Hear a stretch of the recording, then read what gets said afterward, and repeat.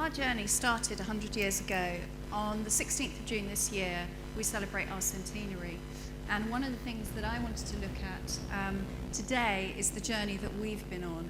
We, as an organisation, pioneer and establish technologies and operating environments that become a core part of the world we live in.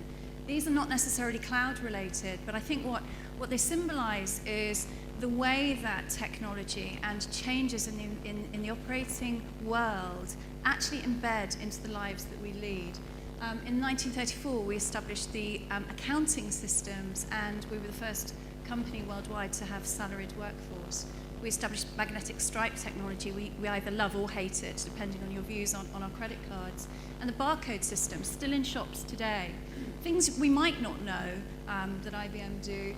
We worked with the United Nations and the World Health Organization on the tracking and infectious diseases systems, which are the systems behind the way we track pandemics and epidemics around the world. So when we have things like swine flu.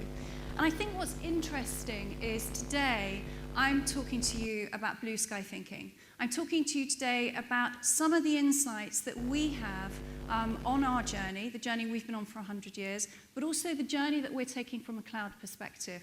We have over 2,000 production and active clouds just in 2010. And what I'm wanting to share with you today is some of the aspirations, the future aspirations, what we see happening in the next year, maybe even the next decade. Something that I get challenged in IBM quite a lot is, well, Laura, this isn't going to happen this year. No, what we have to prepare ourselves for as leaders is where we're going.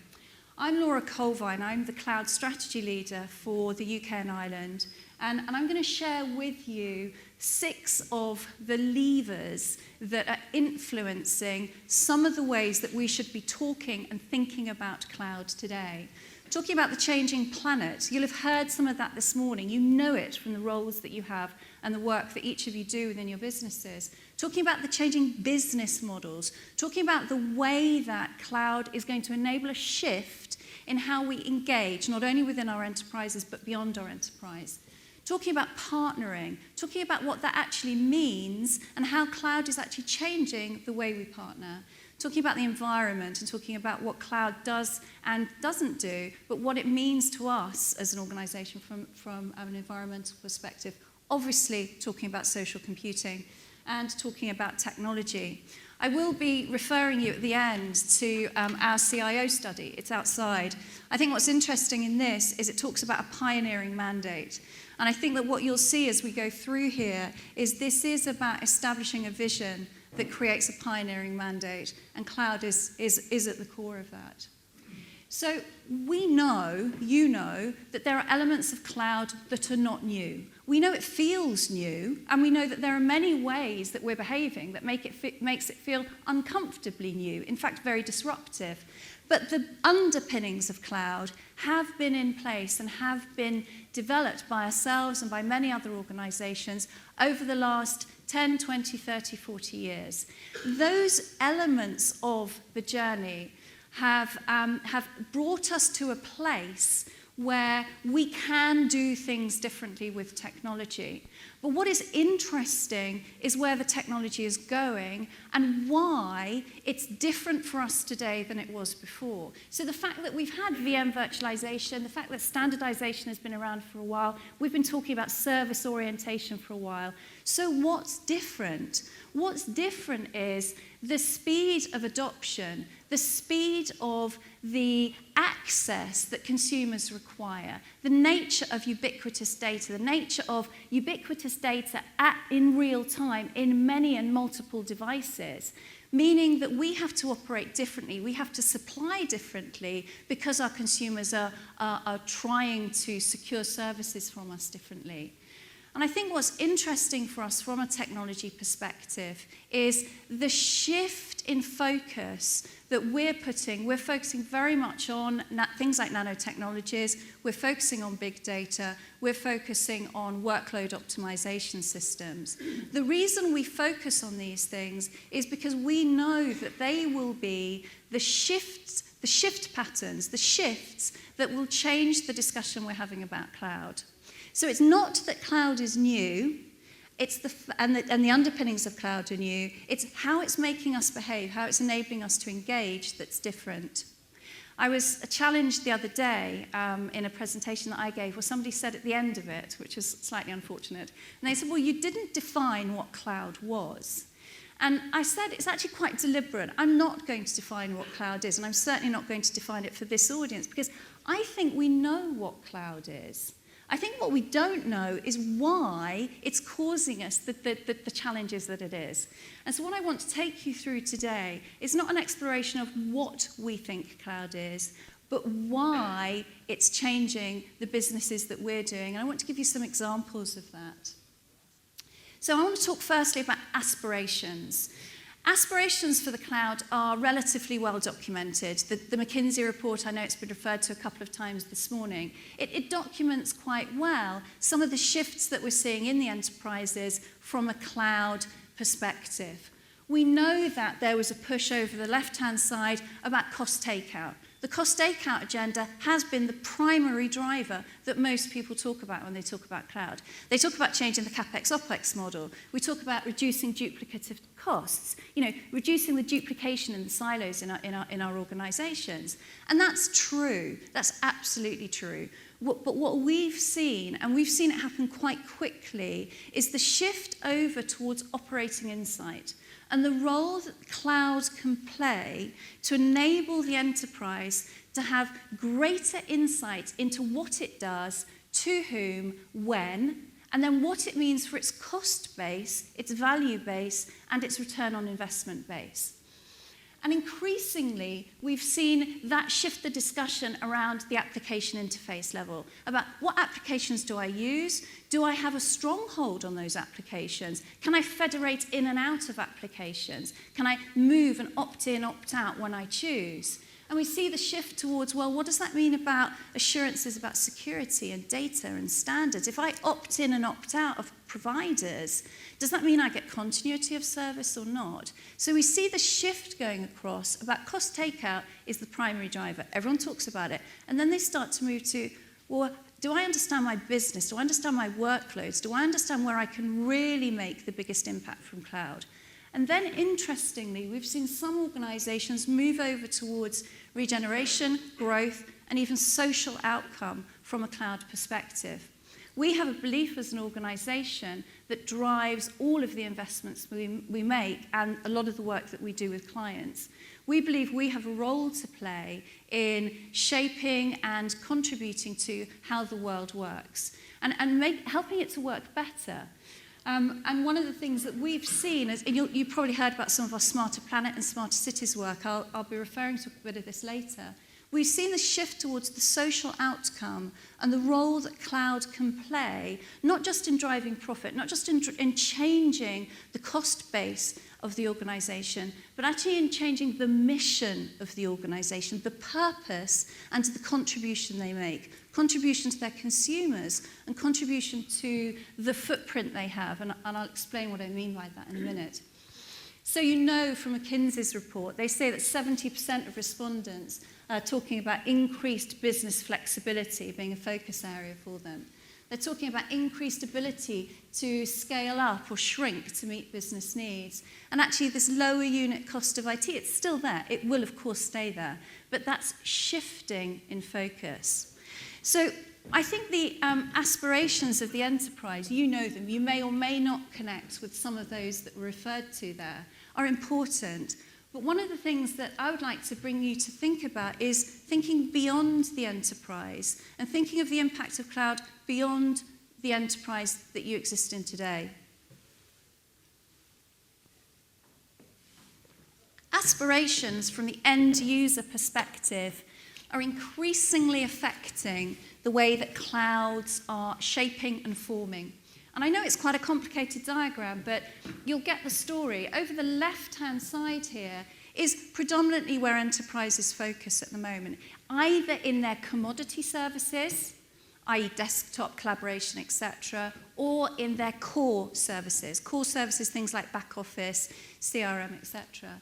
But what we actually start to see is when they consider outside of their enterprise boundaries, and they start to consider the consumer and the ecosystem or the network that could be created with cloud, they start to consider that cloud can provide them with different opportunity.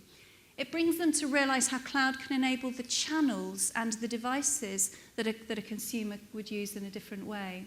And an example of this would be, for example, twittering ferries. The Isle of Wight ferries is, I think personally that they're very lucky to live on the Isle of Wight, and it would be a great commute. For myself, I live outside of London, so my commute is on a train. But a lot of people commute on the ferry from the Isle of Wight over to Portsmouth or Southampton. And the Isle of Wight ferries wanted to provide a cloud provisioned environment to enhance the services to their commuter community. And what they could have done is just thought of cloud for their own enterprise needs. So changing what they did, changing how they operate, and it would have saved them money, and it would have probably delivered better services to the end consumer. They thought outside of the box. They thought into the network. They thought into the cloud as the cloud enabling and cloud being at the core of a new ecosystem that they were going to create. So twittering ferries is where they really connected with the tweeting environment and the tweeting behaviors of the commuters, and created a cloud that wasn't so much about them pushing stuff, but actually enabling the data and the information to be shared in a much more collaborative and a real-time way between their commuters. So cloud, but not cloud just for their enterprise with today's business model, but cloud done in a different way that actually connects an ecosystem in a way that they wouldn't have thought of a while ago. Another example of this, probably at a very different end of the spectrum, is healthcare. Clinical clouds and the connection of the supply chain for healthcare. So what I mean by that is between hospitals, the social care in the community, doctors, and even charities, connecting that ecosystem in a horizontal way to enable patient-centric care is something we personally as a company are doing. We're doing it in Spain, where we've got 8 hospitals, 470 doctors' environments, and a number of private care providers who are connected together behind a single cloud. A single cloud that provisions commodity services, yes, it does, but it also provisions core services that they share. But most importantly, it's moved into specialist services. So data specific to the handling of health information. Very secure, needs to be treated very carefully. We've got to have absolute assurance that the right person is accessing the right information at the right time. But that concept of sharing a cloud ecosystem in a different way is a trend that we're seeing, not just for niche product areas or for niche providers, but actually through core agencies, companies, and services around the world. So moving on, the idea of actually engaging your customers as co-creators is where we're seeing some organizations go. They go beyond, not just beyond their own enterprise, not into the ecosystem as the new enterprise, the new normal for cloud, but they actually go a couple of steps further than that, and they say, well, actually, we're going to engage our community in a very different way in our business. So these co-creators actually start to work within the cloud to enhance the offering set, the product set, the service set that this collaboration of providers support. PayPal is a good example of this. We've provided, in fact, a public cloud in this instance to PayPal, where PayPal have opened up the development capability, opened up to developers so they could they use the phrase, they bring the purse into the cloud. And what they actually mean is they wanted to find very innovative and creative ways to actually handle payment and commercial transaction in the cloud. They recognized the boundaries of their own organization may restrict them, so they created and moved into a co-creation environment. So this idea of cloud, and cloud that, yes, of course you can use it to look at your workloads today, and yes, of course you can use it to look at your shift of your cost base today, but actually looking at how cloud can actually change the operating environment and the operating model that you have is, I think, one of the pioneering mandates that we refer to when we look at our CIO agenda. We have seen this same type of co-creation and shift in the business model happening with, specifically in another instance with banks, with Nedbank in South Africa, where they thought outside of their existing structure, their existing way of engaging with end consumers, and they shifted the business model with cloud as an enabler. And I think what's telling about this is it's not the technology that made them do something different. It's not the fact that new technology was there and it made them do it different. It was this shift in consumer requirements, in social requirements, the role of the banks in that instance, and the technology that could enable them to do that. The sorts of things I mean are that we're increasingly able to track, monitor, and measure at a more fine-grained level, which means that we can actually start to go through an enterprise or an ecosystem and know who's paying for what or who's using what, who needs billing for what, at what point and what time.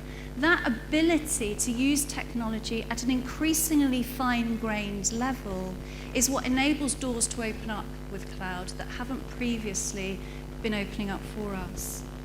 So social computing and cloud to enable the social business is a really, really critical shift that we're seeing. We know that social computing technology is, the products are set to increase and grow, the market is set to increase and grow by 38% in the next couple of years. We know it's a growth area. We know, I found a really interesting, I didn't fire you, I was tempted to fire you with loads of stats and data, but I think we all get bombarded with this, whether we're at home or at work. We know that the world we live in is shifting. We talk about today's young children being the digital natives of tomorrow. We know that's true. If you've got children or grandchildren, you know the reality of that. There was a stat that I found incredibly interesting from Facebook. They said that, and I believe it, they said that 1,333 years is spent daily on Facebook. So we've been around, we as a company have been around for 100 years. Imagine the fact that each day around the world, 1,333 years of time is spent on Facebook. What we know is that people are engaging, seek to engage, and in fact demand to engage in a different way.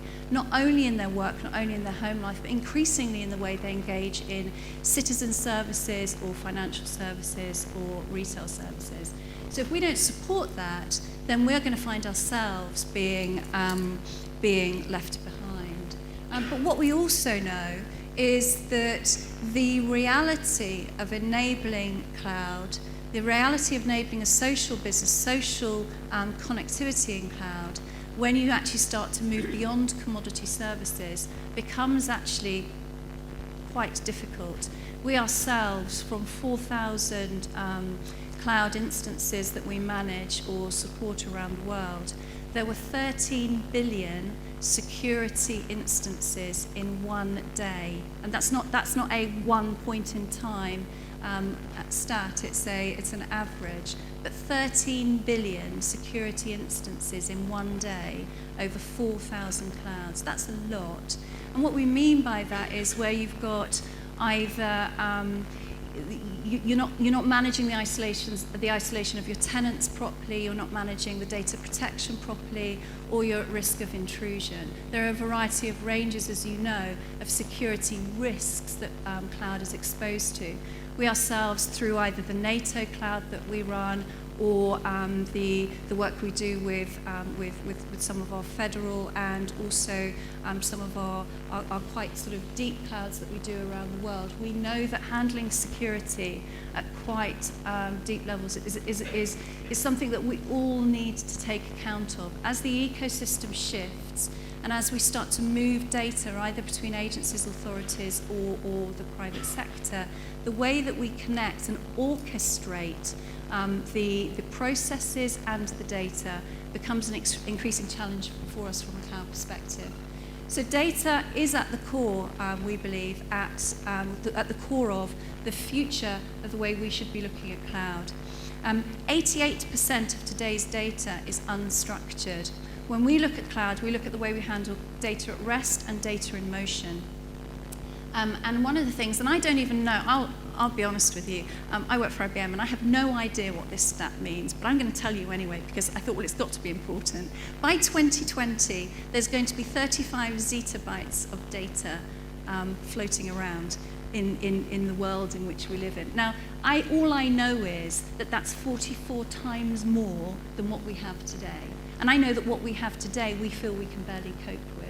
So the fact that by 2020 it's going to be 44 times that, given our current predictions, we can almost guess it's going to actually be more than that as well. We are in an environment of extremely shifting data. That data can be housed and can be leveraged within our cloud environments. So it's very important for us that as organizations we factor that in. But I think what's important for us too is to understand where that data is meaningful to our business, where we can earn from it or not. And if we don't earn from our own data, who might earn from our data if we put it somewhere for free? So giving you a sense of these extended value chains or this connection between industries, markets and society, I wanted to talk about the environmental. I was asked in this piece to talk about some of the environmental pieces. And I've connected this in a couple of ways. We know that cloud does enable us to start thinking about our data center consolidation strategy, our storage optimization, and looking at our technology footprint. We know that, and it's absolutely right that we consider cloud to enable that agenda. What we've done is taken the thinking of the role that cloud plays in the environmental discussion a couple of steps further. We've got some work with Galway Bay in Ireland, where we've actually, through a cloud provisioned environment, connected the smart water management. What we mean by that is tracking pollution and the environmental changes so that the right interventions can be put in place by the right providers, a number of providers at the right time. So it's actually about changing the way that we're able to serve the community with cloud at the core. Another one is Rio, a smart city cloud, where we've actually connected police data, traffic data, and city operations data into a common view so that they can actually support their city in a very different way. You probably see, like it or not, you probably see some of the impacts of some of this in London, even with things like congestion charging. But if we look at Stockholm, Stockholm's the last one. Stockholm is where, through cloud, we actually provision the connection of data through to the cars or through to individual devices so that people can move around the city and be transported around the city in a more effective way. It has had a significant impact with 22% less traffic, 40% lower emissions. There are a number of ways, if you think outside of today's business model, there are a number of ways that cloud can go beyond just your own enterprise environmental impact and actually start to consider a different sustainability agenda. So I talk about asymmetric markets. One thing that we notice from a cloud perspective, from our experience in the UK and from around the world, is that we're shifting away, not only from the silos within the organizations, but we're shifting away from the sector silos that we might have seen in the past. We're seeing more collaboration happening out of sector and across sector, and cloud sits behind a lot of that. So what we see, for example, is where you may get weather analytics, for example, that's being shared with maybe even an insurance business so they can manage risk differently. I talked to you about the health environment where they're connecting in a different way. We ourselves have just announced with Cable and Wireless a smart energy cloud where we're connecting with the energy and utilities companies and with telco and telecommunications to actually support smart metering, smart grid in the UK. So this connectivity, the stretching of the boundaries is important. It's not just important because wouldn't it be nice if we do it, and wouldn't it be nice if we think about it in the next few years? The reason we've actually noticed it being quite interesting is it accelerates the time to value from cloud. So what we've noticed is that where we work with organizations that are looking at functional workloads, they're looking at functional parts of their business, they're starting the cloud journey, that's one thing. But when we actually start to engage in organizations that are thinking about trading services in a different way, using their IP, using their core unique identifiers as a company, and putting those into the cloud in a different way, we've found some real acceleration factors really start to kick in. So that's one of the reasons I wanted to share that with you. So from a cloud perspective, we all know about private cloud. We talk about it. We talk about enterprise and private cloud. We know about that. We know about public cloud, and we know, that serves very well a lot of commodity services. I think the shift that we're seeing is around club clouds. So what we mean by club clouds is either where you get regional clubs form. We have one ourselves in the UK, over in the southwest, where we've connected local authorities with police and with a couple of other providers to actually share back office services in a very different way through a cloud provisioned environment. So as well as regional clubs, and we're not the only providers, there are many in the UK and many around the world that are starting to form. We're also starting to see what I'm calling birds of a feather clubs. And what I mean by that is where it's like-minded groups or like-minded services that are shared between people that have a common interest. So that would be, for example, police. You may have noticed, or you may have heard, we've seen it around the world, we see it in health as well, where you actually get clubs forming around people that can share or collaborate in different ways with their core and their specialist services. So what this means is we're starting to drive up the stack. We know about infrastructure as a service. We know about platform as a service. We know we're heading towards software as a service. What we're seeing as a company is the steady shift up, and it's happening faster than people realized, towards business process as a service, up towards business information as a service. And what that means is not just you pay for your license in a different way, not just you pay for your technology in a different way, but you consume the business outcome in a different way. So you start to drive towards business outcome and pay per transaction on the business outcome, not just on the technology. So we think that there are a number of tipping points here. Disruptive platforms, you know about. Disruptive services, this process orchestration between commodity, core and specialist services, the sharing and shifting of them between organizations is key. Disruptive data is a critical factor to consider within your cloud environments. And this needs to be underpinned with strong open standards that you are sure that the investments you're making today are going to be investments that will serve you well in the future. And security. I can't state enough how important security is. So we see that this indicates a converging agenda. What we mean by that is a converging agenda between the CIO, the CEO, and the CFO. The sorts of things I've been talking to you today about is not just a technical agenda. This is as much, if not more, of a commercial agenda. And it's as much about an operating agenda for the business as it is about technology enablement. What we mean by that is what you own and what you can earn from, and how you can charge and recover charge in cloud is one of the critical shifts that we're looking at, where you actually handle your commercials, your bundling, your packaging in a different way through your business. That requires a different way of looking around your business and a different way of looking at your partner and your consumer communities. So it's this convergence between the business case, the value-driven systems, and changing the operating model is a really key shift for us. So as I draw to a close, I'm going to take you back to where we started. We talked about 6 converging themes. We talked about technology. We talked about the social computing agenda. We talked about the changing business models. We talked about partnering. And we talked about the fact that actually this is connecting around a changing planet. That's what we see.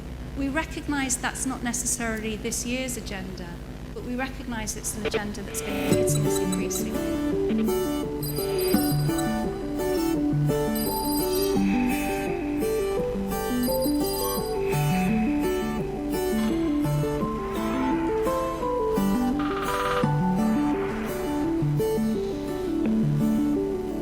Understanding as individuals, as families, as communities, as organisations and businesses, as sectors, how to change, and winning the argument to change the way we behave, the way we interact, the way we work is the key to success in this. And the more that we're able to do that, the more the markets will be created the more confidence will be created to invest in those markets, the more the opportunity will be realised.